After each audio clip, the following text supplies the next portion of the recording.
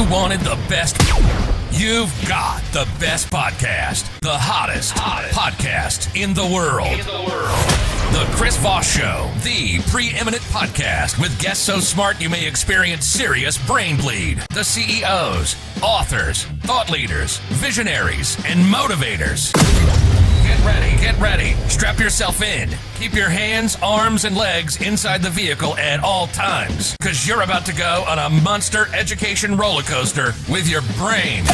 Now, here's your host, Chris Voss. I'm Chris Voss here from thechrisvossshow.com. There you go, ladies and gentlemen. There are ladies, things that makes it official. Welcome to 16 years of the Chris Voss Show, going on 17 and over 2,200 episodes that you can binge over there on the Chris Voss Show. You know, the great thing about the Chris Voss Show is you can find just about any darn topic, any darn expert on the show over all these years. So go over there and just hit play and just consume the playlist like it's going out of style. Go to goodreads.com/Chris Voss, LinkedIn.com/Chris Voss. Chris Voss won the TikTokity, most crazy place on the internet, as we always say. We have an amazing young lady on the show today. We'll be talking with Sarah Welbeck, and she has spent 20 years as a hugely successful independent mortgage broker in London and Dublin before retiring in central Portugal in 2007, where she fulfilled a lifelong ambition of owning horses. And those things are expensive, folks. Let me tell you, I've got some friends that own horses. That's no easy trade there. It's you got to buy some things. Retirement it's almost so expensive as my espresso addiction.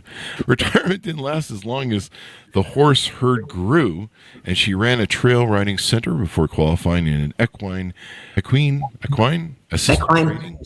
Yeah. There you go. I'm still learning the horse trade, using the incredible nonverbal body language of horses to teach people how to improve their own communication skills. There's one of them kicking, when the horse does that kick and knocks people out. I love that on TikTok. COVID forced Sarah to pause this enterprise so she could turn to self-study and qualified to level 4 in cognitive behavioral therapy before training in remedial hypnosis with Tim Box, the founder of Control System Modality, and she subsequently qualified as a control system workshop presenter. Welcome to the show, Sarah. How are you? I'm good, thank you. Thanks for having me on the show, Chris. Thanks for coming. We really appreciate it. So welcome to the show. Give us your .coms. Where do you want people to find you on the interwebs?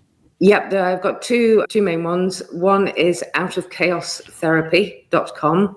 So it's out of chaos. There's a very famous saying called out of chaos comes order. So outofchaostherapy.com. And the simpler one is thecontrolpractitioners.com. Okay. And give us a 30,000 overview, what you do over there. Yeah, so people often get worried about the word hypnosis. They think they're going to lose control. They associate it with stage hypnosis, where people are made to do stupid things and in the name of entertainment. What I do with my colleagues is what's called remedial hypnosis, which means that we don't use a trance. We don't put people to sleep. We don't have a little watch going and go tick-tock, tick-tock, your eyes getting heavy, that type of stuff. What we do is we talk directly to the person's subconscious mind. So to explain, you've got a conscious mind and a subconscious mind. At the moment, you're using your conscious, rational, logical mind. But underneath the surface, the subconscious is in charge of your emotions, your creativity, your imagination, all the things that, your automatic thoughts and actions. A good example, when you get in your car to drive home, you don't think, I'm going to put the key in the ignition, I'm going to turn the key, I'm going to put my foot on the pedal. No, you just go, I'm going to drive, and your subconscious handles all the boring stuff. Okay. Nice. But the subconscious is where all your issues lie.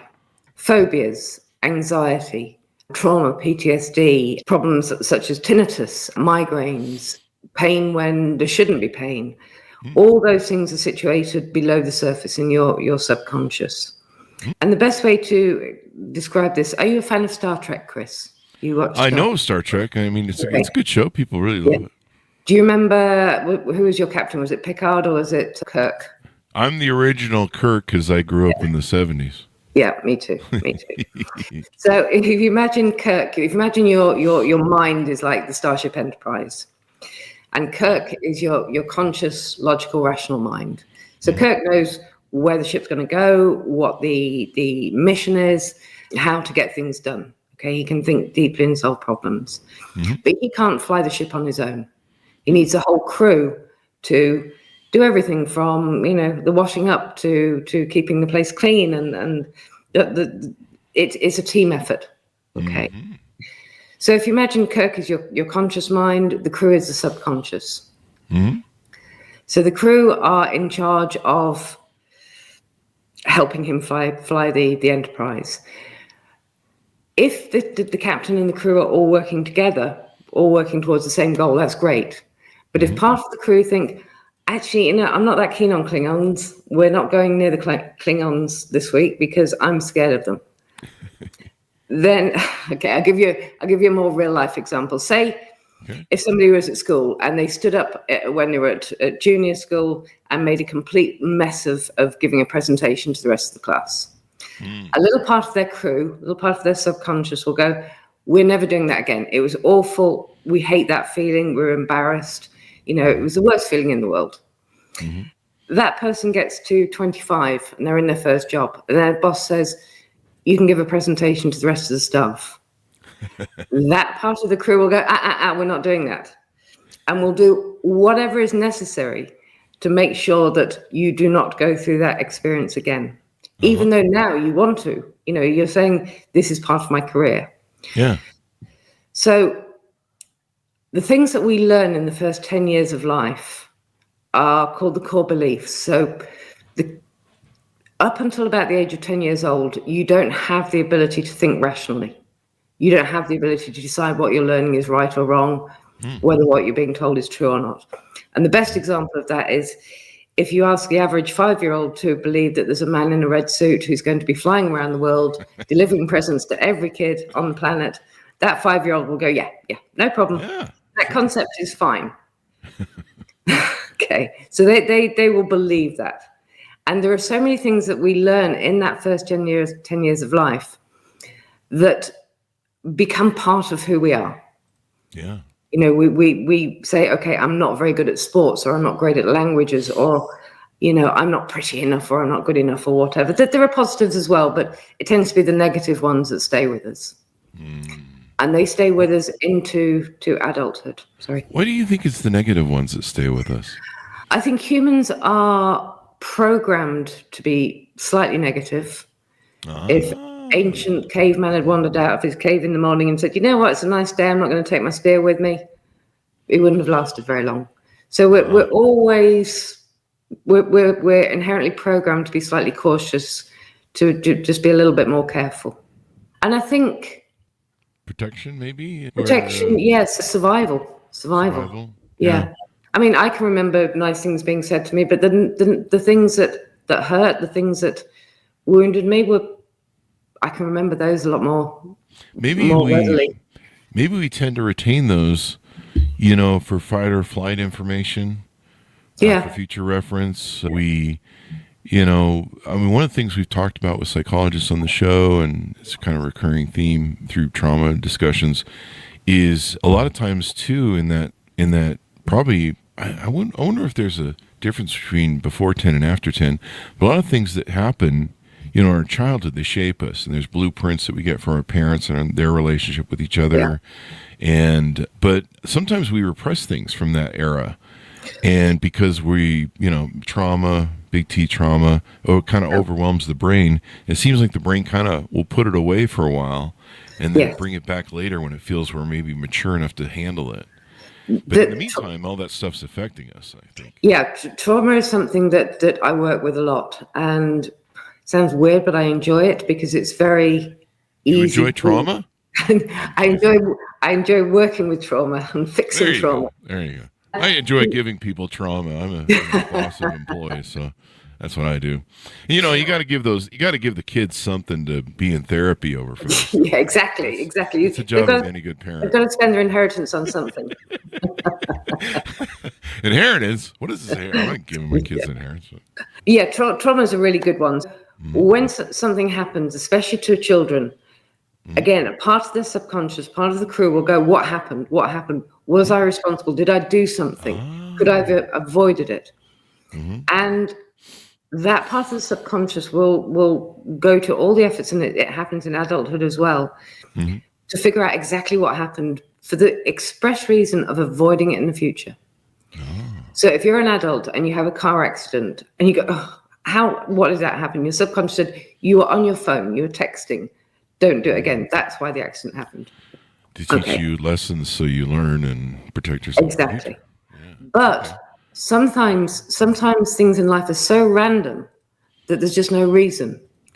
Or with children, unfortunately, the people involved can't or won't explain their part in it. So the mind is going, I need to find out. And it will keep on going, which is why trauma often results in flashbacks, in nightmares, in recurrent thoughts, because it's going on that hamster wheel. I need to figure it out. Okay. Oh, wow. And what I do is basically contact or connect with that part of the subconscious and say, you'll never find an answer. We call it the unsolvable puzzle. So if I said, here's a jigsaw puzzle, which will explain exactly what happened, but half the pieces are missing and some white paint got in there over the years, and you will never figure it out. And then that part of the subconscious will just say, okay, then I'll stop. Because the subconscious only has an interest in solving problems which are solvable. Oh, really? Well, that makes sense why a lot of people have a lot of unresolved trauma and unresolved issues. Yeah. So I'm 57 and single and dating. There's a lot of unresolved issues in the market. And you're like, you never got this fixed in childhood, did you? There's hope. There you go. Send them to you. So I had a lady, you never forget what happened, but what happens is you break the emotional connection. So there is no, you can look at the events and say, okay, that it's like it happened to somebody else. It's not affecting me anymore. So I can remember it, I can think about it, I can talk about it, because I don't have that emotional bond anymore. Wow.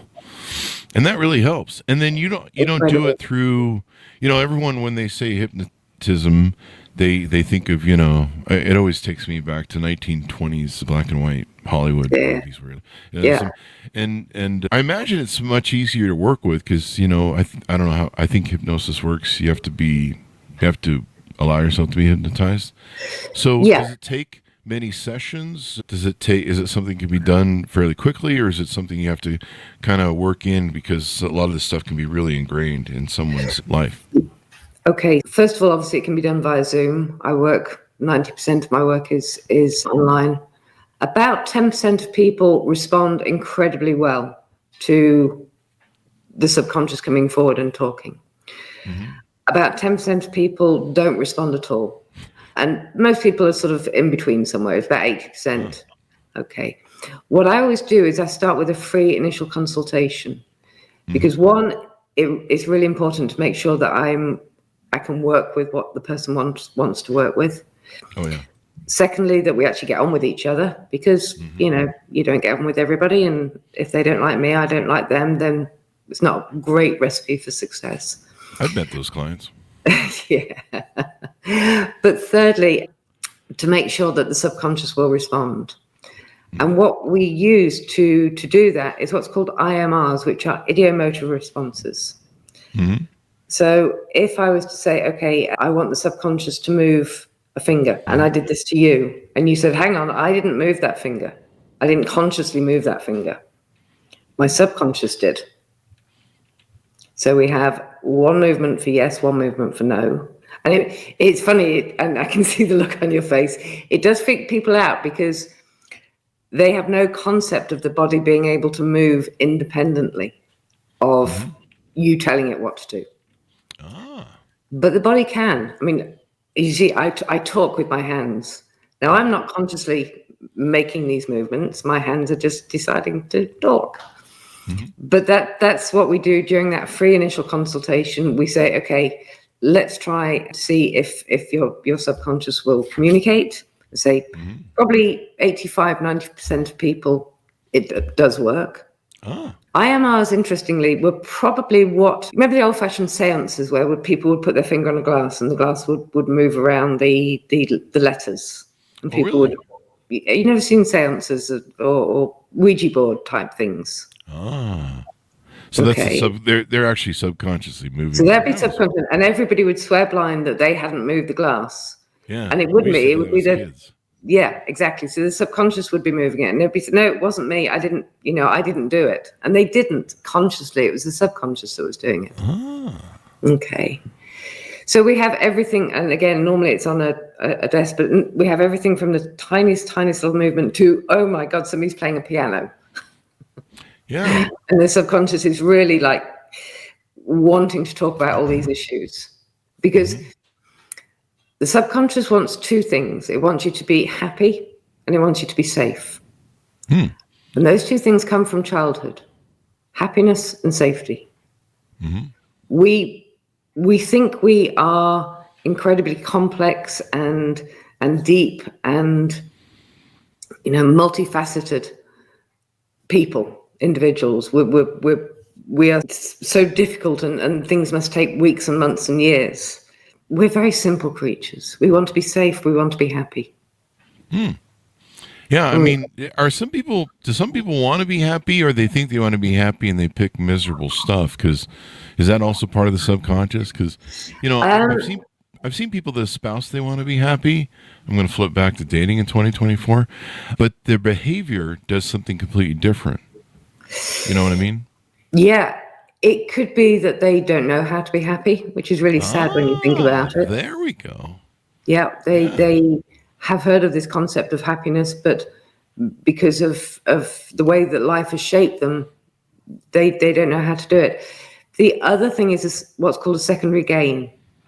So secondary gain. If you have, for example, and I'm not speaking from experience at all, a mother who says, you never visit me, you never come and see me, blah, blah, blah, blah, blah, blah, blah. And then you go and see her and she's still complaining. That's a secondary gain. So I will complain, I will be unhappy, I will be miserable because that will make you do something that I want you to do. It sounds a bit narcissistic too.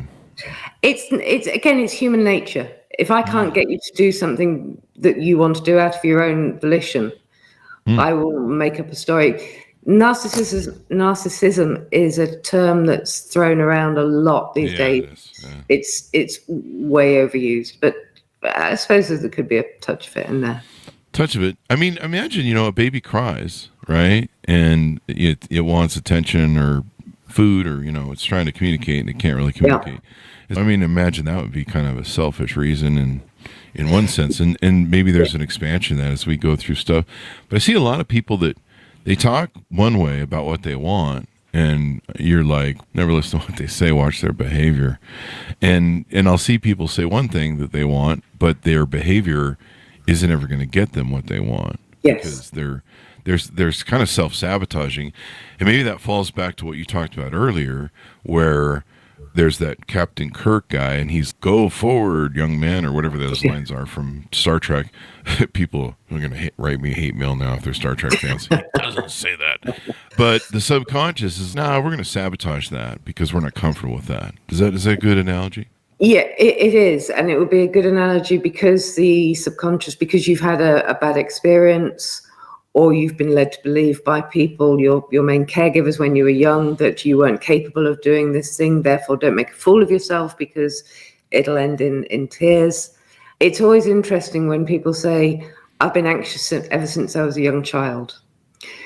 Now, I don't know if you have kids, I don't, but I have seen children wander buck naked into a room full of adults, and you're thinking that child is not embarrassed or anxious or self-conscious. Children, as you say, they're completely selfish. They have to be. They're completely egotistical. It's the whole world is about them. Yeah. Because they have to be. I thought that was mostly teenagers. I just had to do that joke. Yeah. They really, I think that's the peak pinnacle that they reach, from youth. Yeah. I wish this stuff was taught in schools. I wish the basics of CBT was taught in school, because there would be an awful lot less mental illness, mental health problems But where would the fun be in that? The world would be really boring and no one would be on Twitter. Yeah, that's true. But just going back to the other question you asked, because I'd forgotten to answer it. How long does it take? It takes 3 sessions. So we have the initial consultation, okay? We have the first session where we do most of the work. Second session reinforces it. And in the third session, I teach people how to use the method on themselves. Oh. So much as it's doing me out of them coming back and spending more money with me, that's fine. You know, if people can actually talk to their own subconscious, it's so powerful. Mm-hmm. It's so, have you ever said to somebody, oh, there's a part of me that says this, there's a part of me that thinks that? Do you ever use that phrase? I think so, yeah. Oh, there's a bit of me that says we shouldn't do this or we should do that. Oh. When you talk that's a part of the subconscious. Part of the subconscious, which is trying to do that protection. It's trying to keep you safe, keep you happy, stop you doing something. Stop me doing stupid stuff. Yeah, and make me happy, maybe. I don't know. The other way of looking at it is that, you know, there was so much that we learned in that first 10 years, which was relevant then. You know, the public speaking example I gave is a really good one. Mm-hmm. But you need to upgrade the system. Ah. So really something I've been working with a lot this year is weight control. When you're little and you're unhappy or you're tired or you're grizzly or you're upset, whatever, mum or dad will give you some chocolate, cookie, bit of cake, and instant happiness. Ah. Okay, so your subconscious goes, okay, sweet stuff equals happy. Easy, got that.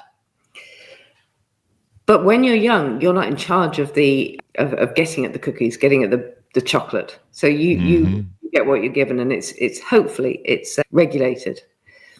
When you get older, you go, I want to be happy. I'll eat some chocolate. I'll eat some cookies. I'm buying the whole box. Yeah, exactly. But what you find is that not only doesn't make you happy, it actually makes you unhappy, because you go, okay, I've got a problem at work. I'll go home. I'll eat some chocolate. That'll make me feel better because it did when I was a kid. 2 hours later, you're feeling fat. You're feeling horrible. You still got the problem at work, and now you've just added to it. I have that problem 40 years later. I'm still eating most of the chocolate or burgers that I ate over the last 40 years. Okay. So again, it's a solution that worked when you're a child. When you're an adult, it doesn't work anymore. But that compulsion, that well, it works. So therefore, keep trying. So again, breaking that emotional link between food and comfort, food and happiness. Once you do that, people go, okay, I'll just eat normally. I worked recently with a lady who'd actually had a gastric bypass. She'd had a full-on operation, bariatric surgery, because she was very overweight. And she was eating chocolate again. She said, I've spent all this money having surgery to reduce the size of my stomach, but I can't stop eating chocolate. Mm-hmm. At the end of the first session, she said, I really fancy a nice piece of melon now. Mm-hmm. And since then, she hasn't eaten any chocolate. You know, I went through the same unfolding of stuff when I lost weight, and I was consuming 10. I should package this. I was doing 10 to 15 Mountain Dews a day, drinking vodka at night, and I think every other night, hitting a half a bottle of vodka, and then it's mostly for the sugar. I mean, I get tired, and I'm an entrepreneur, and I'm like, I can do a few more deals if I just stay up, and shot of whiskey or vodka at night would, give me some juice, and I could, do more work. Yeah. So entrepreneur, you're working 24/7. And so for me, at first, it was like just a sugar high, but I was eating at fast food restaurants all the time. I weighed probably close to 400 pounds, if not 400 pounds at one point. Mm-hmm. And then I read Penn Jillette's book, Presto. And at the time, I just was feeling miserable. I just felt just a bag of stale quarter pounders or something from McDonald's. Yeah. That's a gross way to put an analogy together, Chris. I'm going to puke. A drive heave on the show. But I just felt awful and miserable. Yeah. And I reached that point where you're just tired of feeling miserable. And I said, I don't know what needs to change, but I'm sick of everything and what I'm doing. And somehow I got to figure out how to change it. And what Penn Jillette's book did was it helped me recognize through his experience of recognizing this, his childhood reasons for why he would eat. Mom told him to finish everything on his plate. Yeah. That's not always good, especially in today's world. Yeah. In the 70s, we didn't have high fructose corn syrup yet. I think at least in the early 70s, Yeah. We didn't have so much sugar in our food like we And do now. we actually had smaller plates. Yeah, Yeah. because we couldn't afford those bigger plates. It was the 70s, man. There was and so unpackaging, my mom and most moms at the store would say, hey, if you're a good kid, you get a reward. You can have a pop or you can have a candy bar. When we leave, if you're quiet, if you're good, you don't drive me crazy. My brother was really good driving my mom crazy. I think we all were. And so you cut this reward thing. So I always had this weird thing in my head where when I would go to the counter, I'd be like, okay, I'll get a reward of a Coke and a giant ass chocolate Snickers or something. Yeah. And, so one of the things I realized with Presto, Penn Jillette's book and his experience was that's not a reward. Yeah.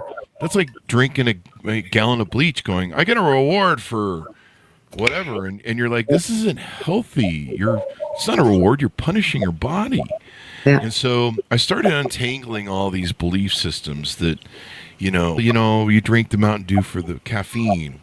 There's a pound of sugar in it or something. Yeah. And so I started really looking at my belief systems or my idioms or my reasoning that was keeping me fat. And, salads suck. Salads are tasteless. A lot of veganish food, I should say, so I don't get swords and arrows, is if you can take those natural vegetables and fruits and stuff and make them taste really good, you can hack the dopamine taste bud manipulation that McDonald's and other companies have done so that they can get you hooked on the dopamine effect of it. A lot of it was some of my childhood sort of reasoning.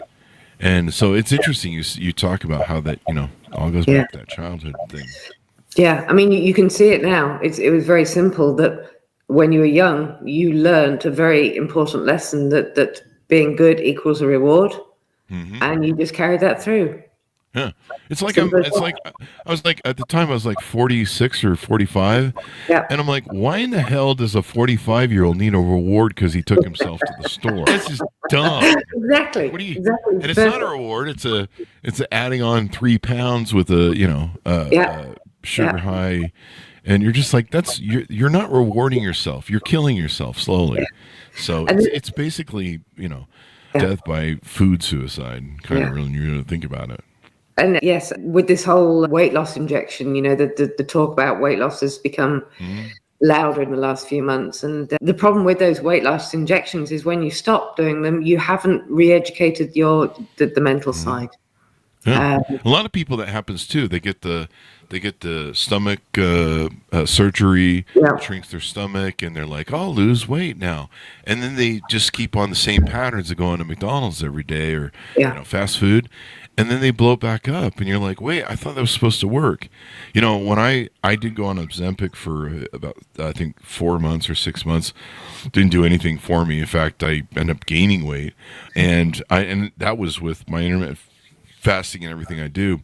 Part of it may have been, though, because I was also starting testosterone, so it may have been muscle. Who knows? I mean, that's usually the claim I make when I put on weight, right? It's muscle. Sure. It's not that 10 burgers I ate yesterday, but that 2-liter Coke. But so I actually lost 20 pounds after I got off of Ozempic through my normal patterns of just intermittent fasting, eating 1 meal a day, eating healthy meals, and just doing that simple thing. And that was all the difference. But we have these rules and subconscious patterns, and so I started listening to them all when I started losing weight, and that's what helped me unravel them. Yeah, I think there is no downside to being able to listen. So with something like anxiety, for example, anxiety is a huge issue, and people think of anxiety as an illness or a disorder. Mm-hmm. Anxiety is an emotion. Oh.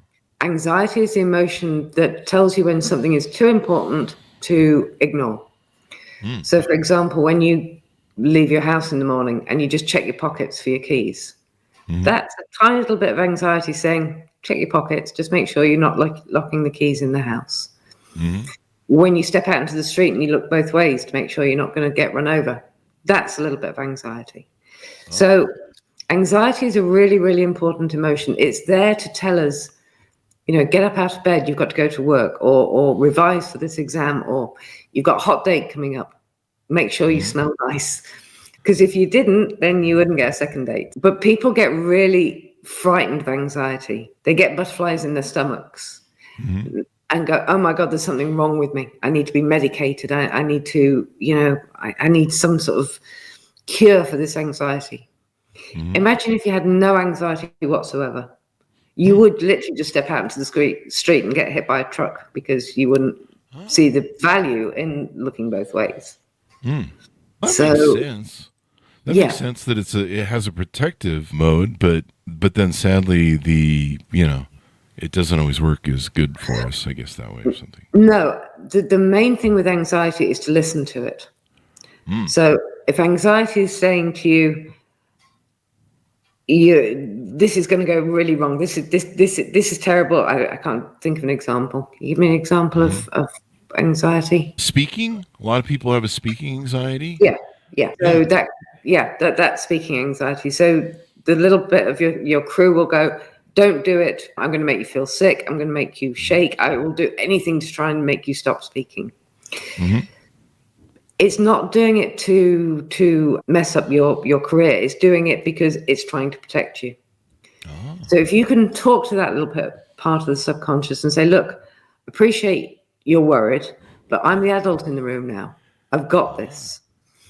A good example, one that I use a lot with clients is, do you have children? It doesn't matter if you don't have children. No, okay. No. But imagine a parent in the middle of the night and their kid starts screaming, Mom, Dad, there's a monster under the bed. Now, do you run into their room, grab them out of the bed, run into the street shouting for the police and the army because there's a monster in your house? No, I just tell them I put it there on purpose to make sure they stayed in bed. So there's no monster, but whatever you do, don't look at it in the eye. But no, you say to the child, there's no monster. It's okay. Look under the covers. You're fine. You can go back to sleep. That's what you do with your anxiety. Your anxiety is saying, I'm scared. I'm a little child. I'm scared. I don't know what's happening. I need you to listen to me. And if you don't listen to me, I will just talk louder and louder and louder. And if you still don't listen to me, I'll scream at you. And that's when people go, I've got an anxiety disorder because I've got these voices screaming in my head to tell me to be scared. And I don't know what of. Sounds like every day with me. Screaming voices in your head. Screaming voices in my head, yeah. I mean, it depends on which voice it is and which personality. There's about 20 personalities. We want to touch on, too, is I believe, do we want to give a plug out to your equine webpage? Not really. All my horses are now in their 20s, so they're all pretty much retired, enjoying life. We just put the food in at one end and clean that the other end, and yeah. There you go. That's pretty much, that's going to be the epitaph that reads on my tombstone. He put the food in one end and it came out the other. That's what he did for 50, 60, 70 years, however long. I'm sure. Thanks, kids, for taking care of that part. But yeah, with the equine service, anything we want to plug as we go out? And one thing I would say is that the control practitioners, of course, I'm based in Portugal, but I've got colleagues in the States, in Seattle, and in the UK. And it's a really simple service. If somebody gets in touch with us, we will contact them within 24 hours. So if they go to thecontrolpractitioners.com, fill in the form, tell us what they want to talk about, we will get back to them within 24 hours. If what they want to work on is appropriate, we will do the free initial consultation, no obligation, within 7 days. So they will get to talk to somebody within 7 days. And I think it's crucial when somebody says, I've got a problem I need it dealt with, to know what the timescale is going to be. And if after the initial consultation they want to go ahead, it's all appropriate, we will start the treatment within 14 days. And you've got the 3 sessions, a once a week session. If at the end of the 3rd week we agree between us that we need to do more sessions, we do more sessions. And we do all that for a fixed fee, which in US dollars is $635. Oh, wow. That's pretty expensive. It's a fixed fee. It covers everything. And if they want to come back to us at a later stage, they can do. It depends. Some people are in therapy for years. And I know if they're paying $100 a time, then after 6 months, they've paid for that cost. Plus, it's much cheaper than owning a horse. Yeah. Luckily, land over here is very cheap. We've got three hectares of land. Oh, wow. Land is €1 a hectare. €1 a square meter. So I'm moving over there. Here in America, it's out of control. You'd think we'd run out of real estate, and there's plenty of real estate. I've seen the maps. Yeah, so you're in Las Vegas, aren't you? There's still North Dakota and South Dakota. Yeah. They're pretty much empty up there, Wyoming and Montana. So what's with the real estate prices, eh? But everyone wants to live by the ocean and get the view. It's all about the view. So as we go out, how can people onboard with you? How can they reach out? How can they get to know you better?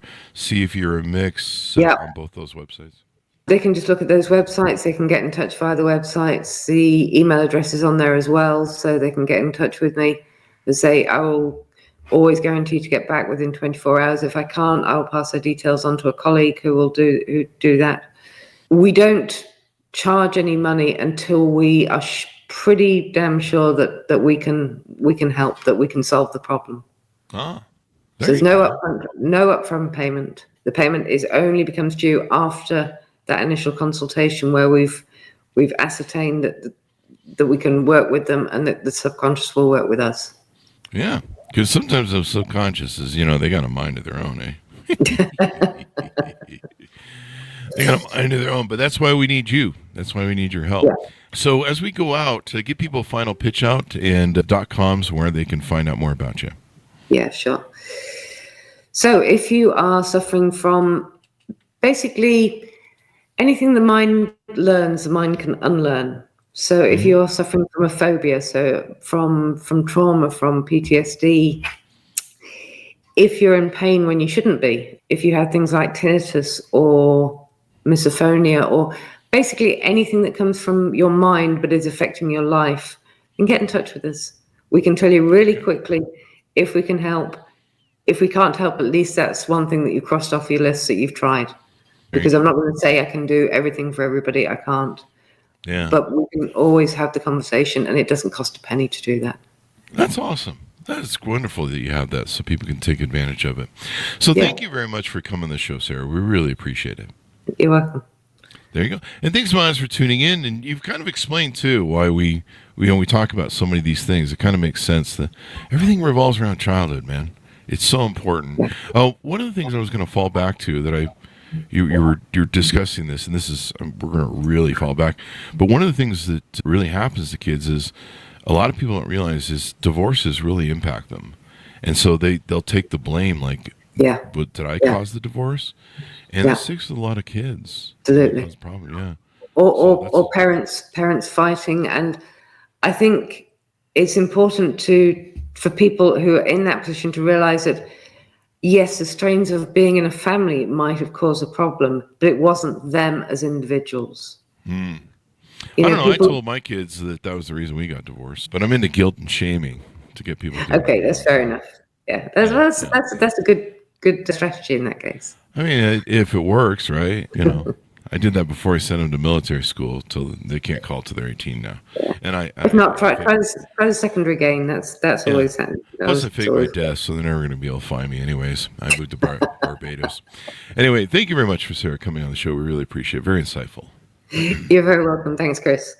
Thank you. And thanks, Ron, for tuning in. Go to goodreads.com/Chris Voss, LinkedIn.com/Chris Voss. Either refer the show or I'm going to pull this car over and come back there. Don't make me stop, kids.